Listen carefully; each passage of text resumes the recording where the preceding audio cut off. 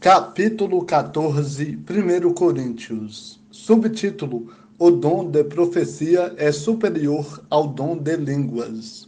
Segue o amor e desejai intensamente os dons espirituais, mas principalmente o de profetizar. Pois quem fala em uma língua não fala aos homens, mas com Deus, porque ninguém o entende, mas pelo Espírito fala mistérios.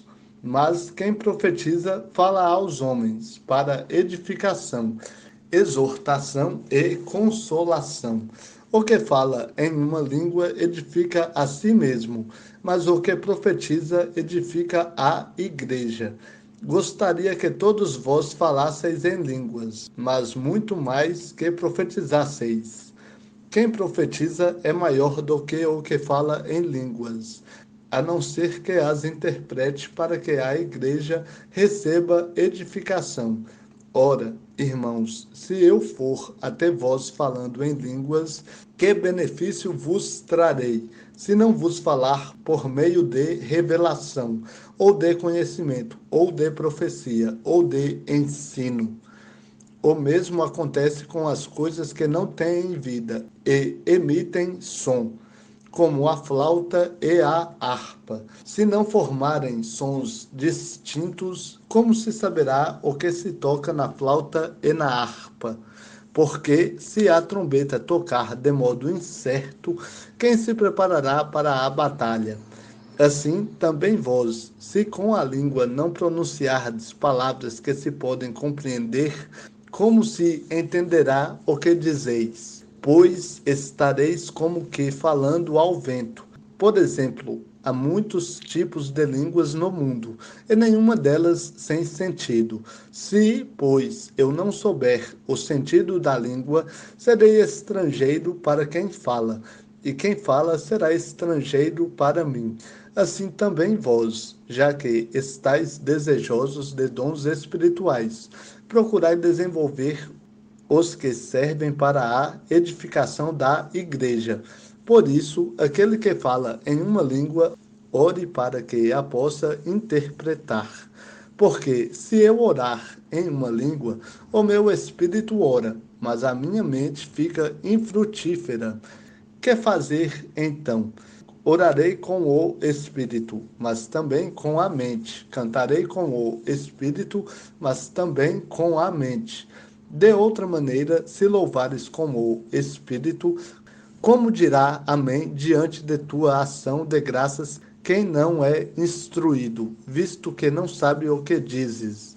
Pois é claro que agradeces de modo adequado, mas o outro não é edificado. Dou graças a Deus, porque falo em línguas mais que todos vós. Todavia, prefiro falar na igreja 5 palavras que se podem compreender, a fim de também instruir os outros, a falar 10.000 palavras em uma língua.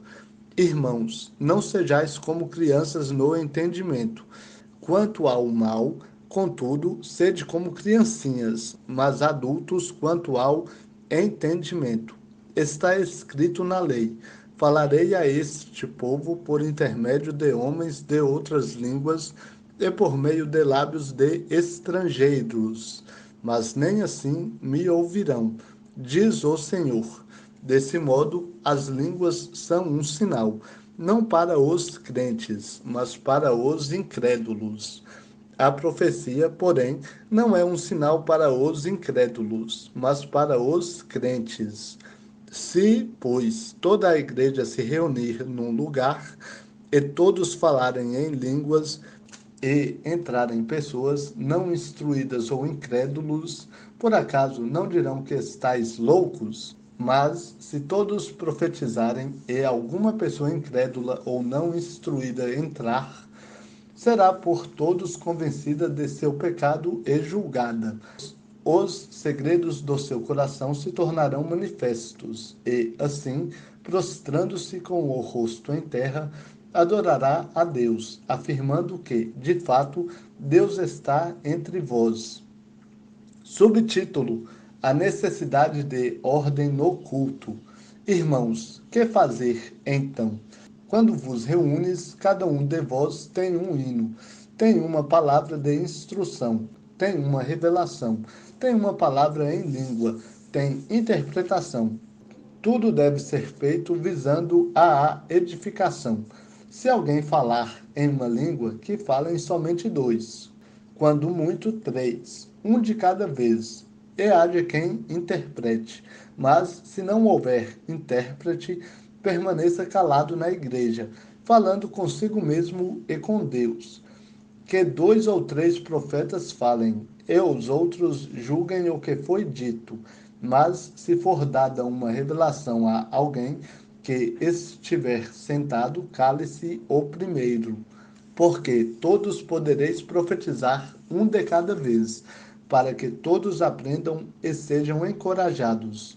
O espírito dos profetas está sujeito ao controle dos profetas, porque Deus não é Deus de desordem, mas sim de paz. Como em todas as igrejas dos santos, as mulheres devem permanecer caladas nas igrejas, porque não lhes é permitido falar, mas estejam submissas como também a lei ordena. Se quiserem aprender alguma coisa, perguntem em casa ao marido, porque para a mulher é vergonhoso falar na igreja. Acaso foi de vós que a palavra de Deus saiu? Ou ela veio somente para vós? Se alguém se considera profeta ou espiritual, reconheça que as coisas que vos escrevo são mandamentos do Senhor. Mas, se alguém não reconhece isso, tal pessoa não será reconhecida. Portanto, irmãos, desejai intensamente o dom de profetizar, e não proibais o falar em línguas, mas tudo deve ser feito com decência e ordem. Capítulo 15, 1 Coríntios. Subtítulo: A ressurreição. Irmãos, lembro-vos do evangelho que vos anunciei, o qual também recebestes e no qual estáis firmes. Por meio dele também sois salvos, se retiverdes com firmeza a mensagem, tal como a anunciei a vós, a não ser que tenhais crido inutilmente. Porque primeiro vos entreguei o que também recebi. Cristo morreu pelos nossos pecados, segundo as Escrituras, e foi sepultado, e ressuscitou ao terceiro dia, segundo as Escrituras, e apareceu a Cefas, e depois aos 12. Depois apareceu a mais de 500 irmãos de uma só vez, e a maior parte deles ainda vive, mas alguns já faleceram. Depois apareceu a Tiago e a todos os apóstolos. E depois de todos, apareceu também a mim, como a um nascido fora do tempo certo, pois sou o menor dos apóstolos, indigno de ser chamado apóstolo, porque persegui a igreja de Deus, mas pela graça de Deus sou o que sou, e a sua graça para comigo não foi ineficaz. De fato, trabalhei muito mais que todos eles, todavia, não eu, mas a graça de Deus que está comigo. Quer tenha sido eu, quer tenham sido eles, é isso que pregamos e é nisso que crestes. Se Cristo está sendo pregado como ressurreto dentre os mortos, como dizem alguns dentre vós que não há ressurreição dos mortos, mas se não há ressurreição dos mortos, também Cristo não ressuscitou. E se Cristo não ressuscitou, então a nossa pregação é inútil, e também a vossa fé. Assim, somos também considerados falsas testemunhas de Deus, afirmando que ele ressuscitou a Cristo, a quem não ressuscitou, se de fato os mortos não ressuscitam. Porque se os mortos não ressuscitam, Cristo também não ressuscitou. E se Cristo não ressuscitou, a vossa fé é inútil, e ainda estáis nos vossos pecados. Logo, os que morreram em Cristo também estão perdidos. Se a nossa esperança em Cristo é apenas para esta vida, somos os mais dignos de compaixão entre todos os homens. Subtítulo: Cristo é a ressurreição dos crentes. Mas, na verdade, Cristo ressuscitou dentre os mortos, sendo ele o primeiro entre os que faleceram. Porque, assim como a morte veio por um homem, também por um homem veio a ressurreição dos mortos. Pois, assim como em Adão todos morrem, do mesmo modo em Cristo todos serão vivificados. Cada um, porém, na sua vez. Cristo primeiro, e depois os que lhe pertencem na sua vinda. Então virá o fim, quando ele entregar o reino a Deus, o Pai, quando houver destruído todo domínio, toda autoridade e todo poder, porque é necessário que ele reine até que tenha posto todos os inimigos debaixo de seus pés. E o último inimigo a ser destruído é a morte, pois sujeitou todas as coisas debaixo de seus pés. Mas, quando diz todas as coisas lhe estão sujeitas, é claro que isso não inclui quem lhe sujeitou todas as coisas. E, quando todas as coisas lhe estiverem sujeitas, então o próprio Filho se sujeitará àquele que todas as coisas lhe sujeitou, para que Deus seja tudo em todos. De outra forma, que farão os que se batizam em favor dos mortos? Se, em absoluto, os mortos não ressuscitam, por que então se batizam em favor deles? E nós, por que nos expomos também a perigos a toda hora? Morro todos os dias. Eu afirmo, por causa de vós, que sois a minha glória em Cristo Jesus, nosso Senhor.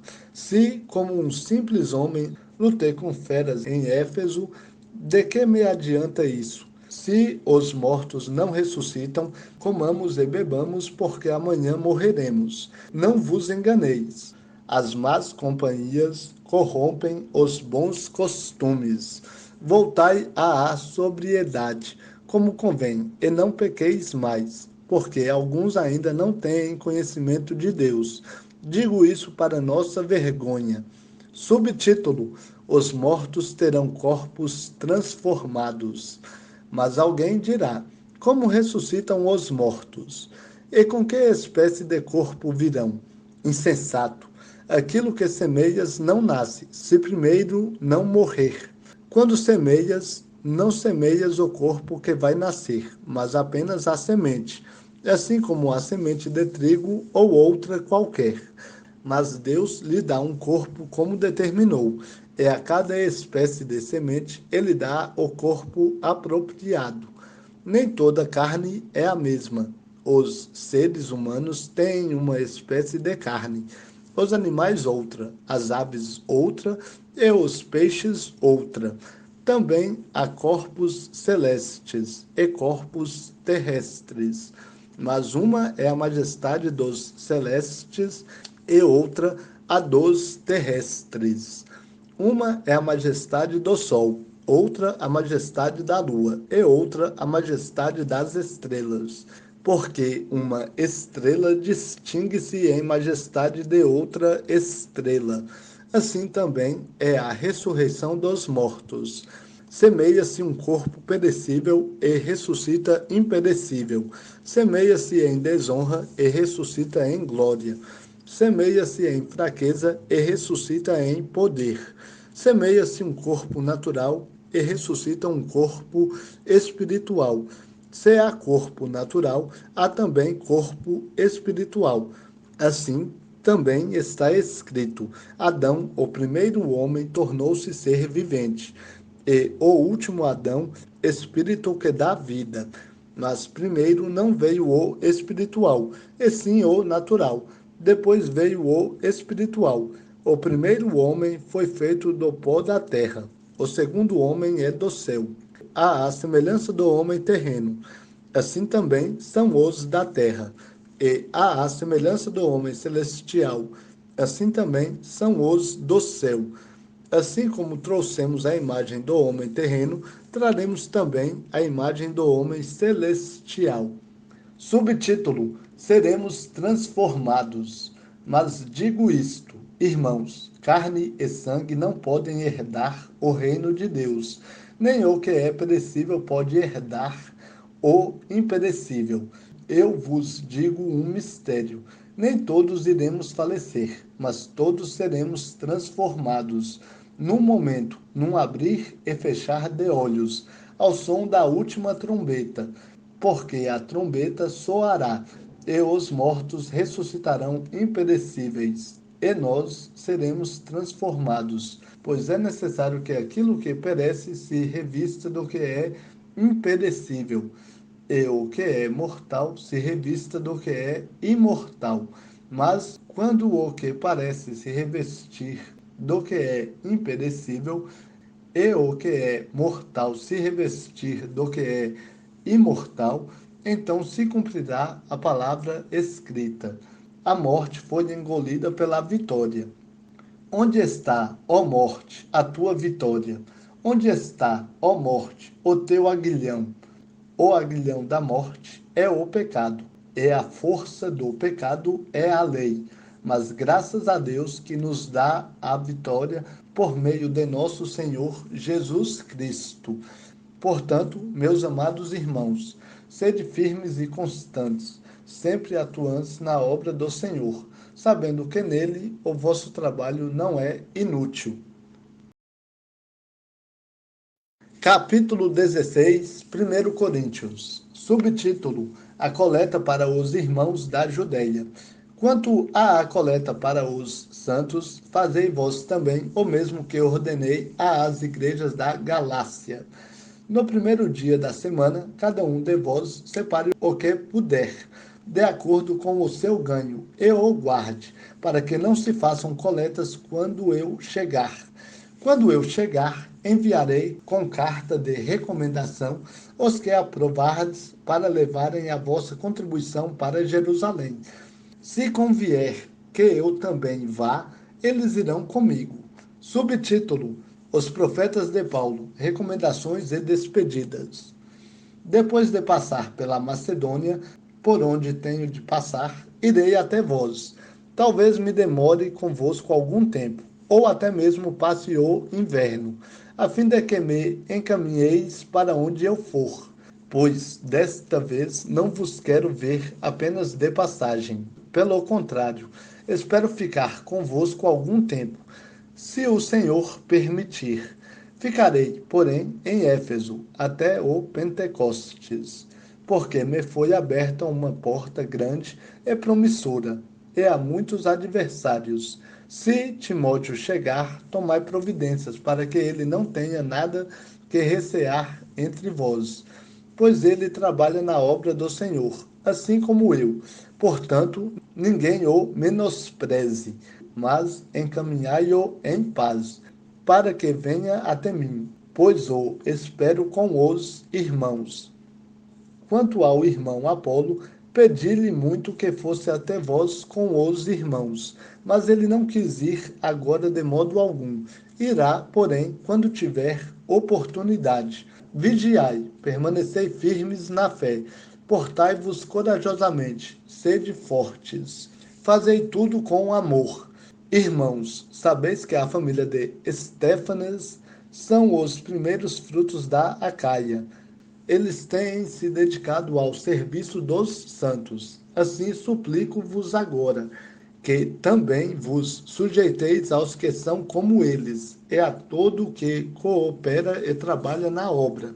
Alegro-me com a vinda de Estéfanas, Fortunato e Acaico, pois eles supriram o que me faltava da vossa parte, porque revigoraram o meu espírito, assim como o vosso.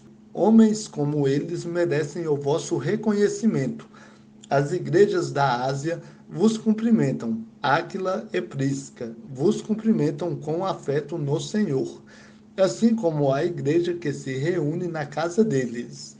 Todos os irmãos vos cumprimentam. Cumprimentai-vos uns aos outros com beijo santo. Eu, Paulo, vos cumprimento, assinando de próprio punho. Se alguém não ama o Senhor, seja maldito. Vem, Senhor. A graça do Senhor Jesus seja convosco. O meu amor seja com todos vós em Cristo Jesus.